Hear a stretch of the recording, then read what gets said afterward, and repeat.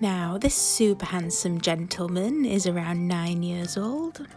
Sonny can be a little shy with new people, but as you can see, once he gets to know you, he's a sweet and friendly chap who enjoys some gentle fussing and attention. He wasn't so keen on the young children in his previous home, and he can be sensitive to loud noises and sudden movements, so he would be most suited to a calm and quiet adult-only home or one with older children only. Sonny has lived with other cats before, so he may be willing to share his home again, given gradual introductions to any new feline family members.